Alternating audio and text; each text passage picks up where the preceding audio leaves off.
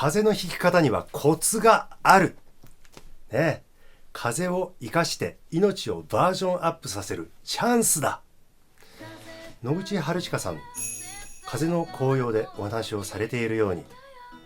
風邪をひくと起こることが3つあります。それは何かというとですね、風邪をひく前の状態っていうのは大変命のピンチの状態。この命のピンチの状態っていうのは体がこわばってつっかえて偏っているんですね。こわばってつっかえて通らなくなって、人との間の心が通わなくなっちゃったりして、それ考え方が偏って体もこんな風に偏っちゃって、この3つ、こわばり、つっかえ、偏り、これがマックスに達すると人は生きた心地がしなくなる。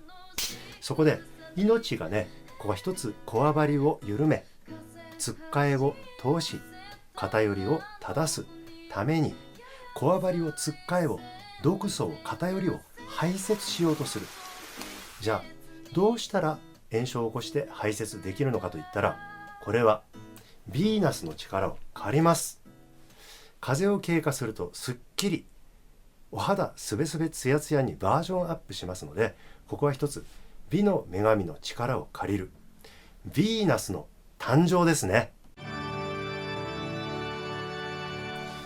必ずどんな人でも風邪をひくとここがつっかえてこわばる。そういう場所を野口春近さんは2つ風の紅葉の中で紹介しています。あらゆる人に共通している2点、これは首筋、首の付け根と胸、胸椎5番、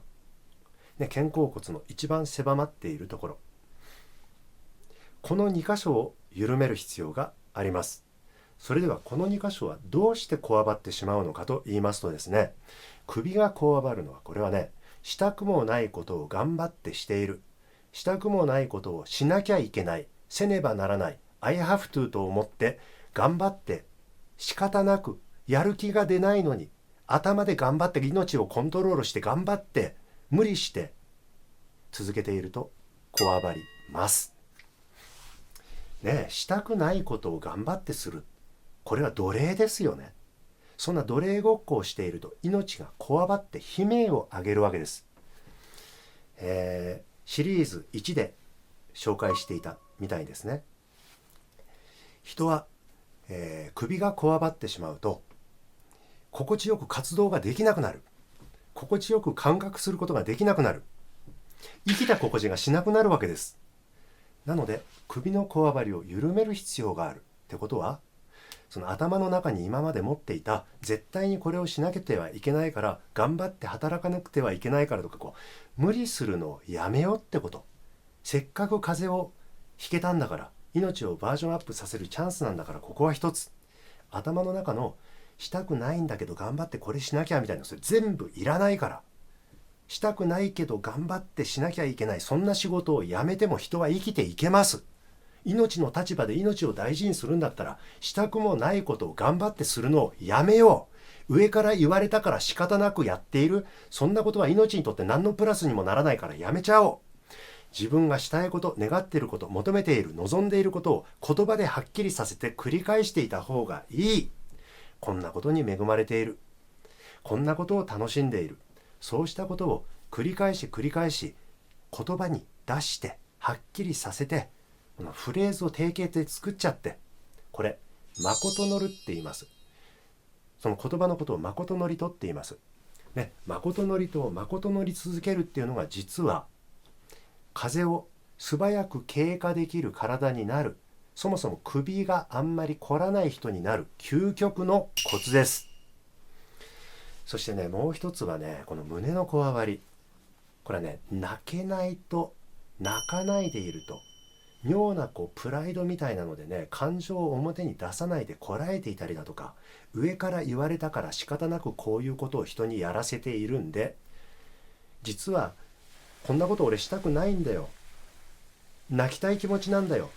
でもそれをこらえて上から命令された通りに命令系統の中で何かを人にさせてたりすると胸がこわばります。それもね、どこから来てるかって言ったら、命令に従わなければ自分は仕事を失ってしまうんではないかみたいな思い込みなの。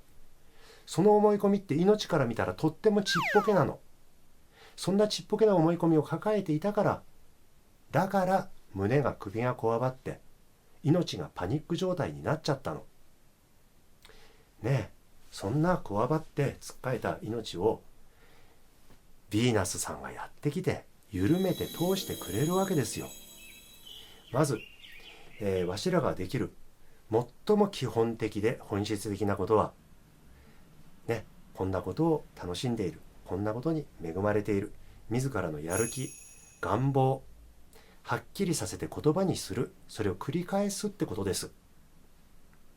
これずっと続けてきた方はすんなりスイーッと風を楽しく経過していく。その事実をわしはずっと自らも確かめてきたし、周りの人たちを見て確かめてきましたね。意外だった方もおられるでしょ。風邪をひいたら薬を飲むってね、言いますよ。言ってる人いるでしょ。っていうか、薬を飲んで風邪のプロセスを止めちゃっちゃもったいないの。このチャンスに自らのね、命を苦しめるような思い込みをリニューアルして、思い込み丸ごと命をバージョンアップさせるチャンスなんです。こわばり、つっかえ、偏っていた命をね、緩めて通して正してくれる風。これ風の効き目、風の効用です。風を楽しく引きこなすにはどうしたらいいか、一つ目のコツをシェアいたしました。これから2つ目3つ目とまた紹介していきます。よろしければチャンネル登録、